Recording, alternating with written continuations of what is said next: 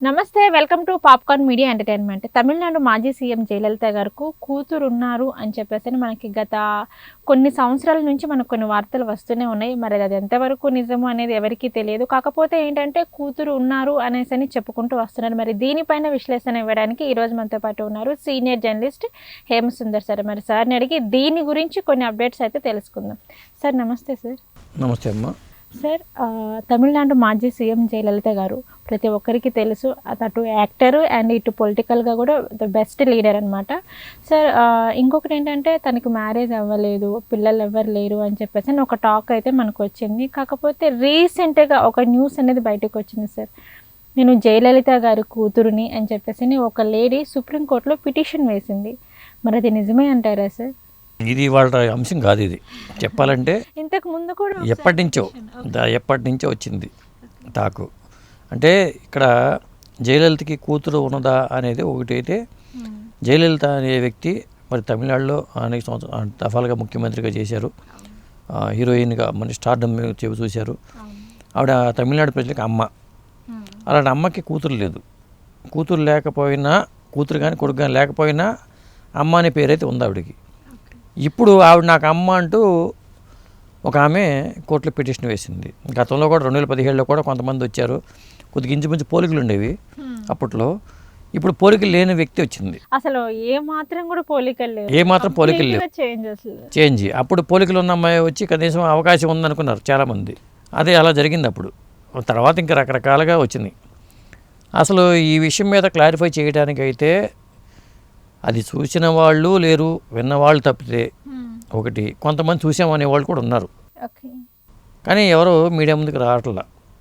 ఇప్పుడు ఎందుకంటే హైదరాబాద్లో జయలలిత గారి కూతురు ఉండేవాళ్ళు జయలలిత గార్డెన్స్ అని ఉండే ఇక్కడ హైదరాబాద్లోనే మేడ్చల్ రోడ్లో. అక్కడ వాళ్ళ అమ్మాయి ఉండేది. అక్కడి నుంచి ఇప్పుడు ఈస్ట్ మారేడుపల్లిలోనో వెస్ట్ మారేడుపల్లిలోనో అక్కడ ఉంటుంది. ఆ అమ్మాయికి కొద్దిగా కాలు పోలియో ఏదో మొత్తానికి ఏదో కాలు కొద్దిగా తేడాగా ఉంటుంది అనే మాటలు కూడా నేను విన్నా. కొంతమంది సీనియర్లు ఆర్టిస్ట్ ఇంటర్వ్యూ చేశాను కాబట్టి అప్పుడు చెప్పారు. కొంతమంది ఏమంటారంటే వాళ్ళ అప్పుడు ఒక బిడ్డతో షూటింగ్కి వచ్చినప్పుడు కూడా ఆ బిడ్డ తన అక్క కూతురు అనే మాట వచ్చింది అప్పట్లో. కానీ కొంతకాలం పాటు ఆవిడ దూరంగా ఉండటం, ఒక బిడ్డతో రావటం చూసేసరికి అప్పట్లో వార్తలు వచ్చినాయి, ఈ బిడ్డ జయలలిత బిడ్డనా అని.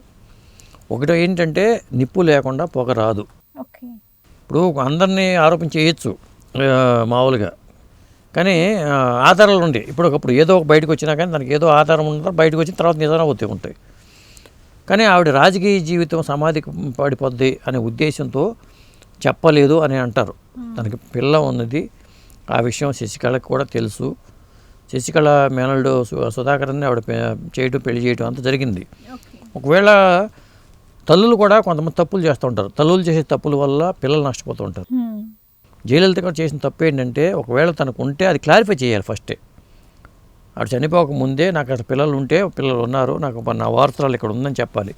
చెప్తే రాజకీయంగా తన సమాధి అయిపోద్దాం, రాజకీయ సమాధికి పడిపోద్దాం నేను భయపడిందా, లేకపోతే ఈవిడ ఇప్పుడు ఈ అమ్మాయి ఏం ఆరోపిస్తుంది, సునీత, ఇప్పుడు కేరళకు చెందిన అమ్మాయి సునీత అమ్మాయి సుప్రీంకోర్టులో పిటిషన్ వేసింది. సునీత ఆవిడ పేరు. అలా జయలలితది హత్య అనేది ఒక ఆరోపణ. మామూలుగా చనిపోలేదు, హత్య అనేది అది మిస్టరీగానే చాలామంది చెప్తూ ఉంటారు.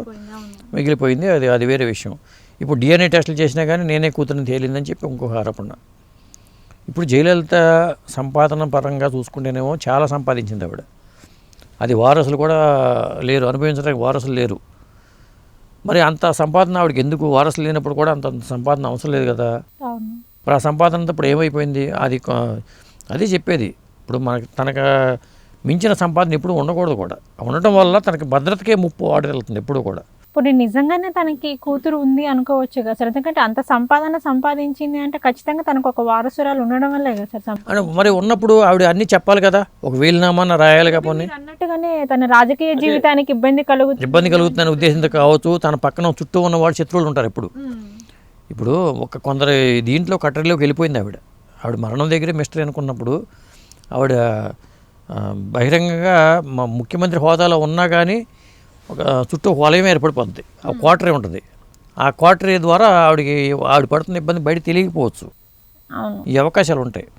కాకపోతే నేను విన్నది ఏంటంటే, చాలామంది సీనియర్ ఆర్టిస్టులు నేను ఇంటర్వ్యూలు చేసినప్పుడు కూడా మామూలుగా అఫీషియల్గా కాకుండా అన్అఫీషియల్గా మాట్లాడినప్పుడు తెలిసిన సమాచారం ఏంటంటే కొంతమంది ఏమంటారు ఎంజీఆర్ గారికి మొదటి భార్యకి పిల్లలు లేరు, జయలలిత గారికి పిల్లలు లేరు, వాళ్ళిద్దరూ మనకి అనుకుంటారు కాబట్టి సహజీవనం అనుకోండి పని ఏదైనా అనుకోండి, పిల్లలు లేని మాట వాస్తవమే అక్కడ. కాదు సోమబాబు గారికి జయలలిత గారికి పెళ్ళి అయిందని వార్తలు కూడా నా చిన్నప్పుడు నేను విన్నాను. మామూలుగా ఆయన వాళ్ళిద్దరు కలిపి సినిమా చేసి డాక్టర్ బాబు సినిమానో ఏదో ఆ సినిమా చేసినప్పుడు తర్వాత ప్రేమగా పరిణమించింది. తర్వాత వాళ్ళు కలిసి ఒక ఫోటోలు కూడా వైరల్ అయినాయి. ఆ ఫ్రెండ్షిప్ ఉంది, కలిసి జీవించారు కొంతకాలం పాటు అనే టాక్ అయితే ఉంది. అలా పుట్టిన సంతానమే ఈ కూతురు అనేది ఒక టాక్. ఈ వార్త ఇప్పుడు కాదు, ఇది ఎప్పటి నుంచి ఉన్నది. మళ్ళీ ఇప్పుడు ఒక విధంగా చెప్పాలంటే రాజకీయ పరంగా అన్నాడీఎంకే సమాధి కట్టడం కంటే అన్నాడీఎంకే కూడా ఇప్పుడు లేదు. ఇప్పుడు పార్టీ కూడా వీక్ అయిపోయి ఉంది. ఈ పరిస్థితిలో ఈవిడ ఆరోపణలు చేయాల్సిన అవసరం కూడా లేదు. మరి ఎందుకు ఇలా జరుగుతుంది? ఇప్పుడు పెద్ద సంచలనంగా మారింది ఇది తమిళనాడులో. ముఖ్యంగా ఏంటంటే జయలలిత గారు అక్కడ ఆ ఇమేజ్ అంతా ఉంది కాబట్టి, ఆవిడ అందరికీ దృష్టిలో అమ్మ కాబట్టి, ఒక ఆవిడ వచ్చి ఈవిడ నా తల్లి నా అమ్మ అంటూ ఆవిడ సుప్రీంకోర్టులో పిటిషన్ వేసింది. అది ఏదేమైనా కానీ ఇది ఒక పెద్ద మిస్టరీనే చెప్పాలంటే.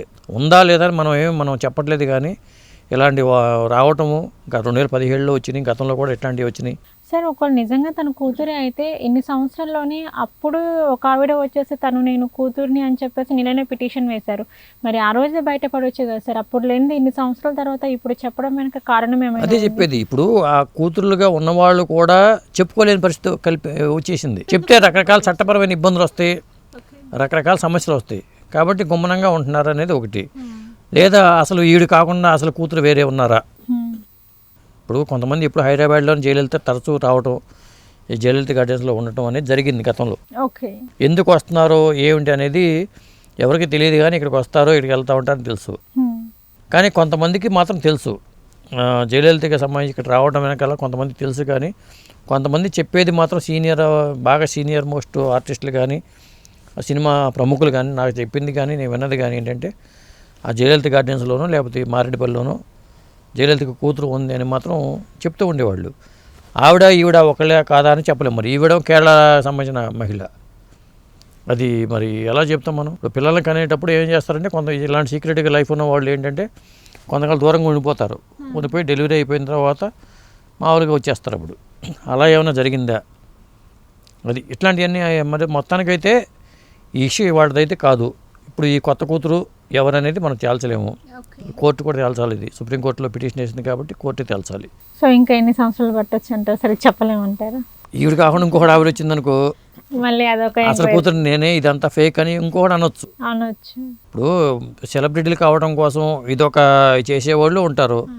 లేదా రాజకీయ పార్టీలు కూడా దీన్ని ఒక క్యాష్ చేసుకోవడానికి ఒక క్రియేట్ చేసి ఇలాంటి వాతావరణం క్రియేట్ చేసే పరిస్థితులు కూడా ఉంటాయి.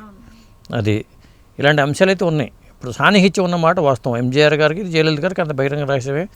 సోనబాబు గారికి జయలలిత గారికి సాన్నిహిత్యం ఉంది. ఏ రకమైన సాన్నిహిత్యం అనేది మనం చెప్పడానికి కూడా ఆ రోజుల పరిస్థితులు వేరు.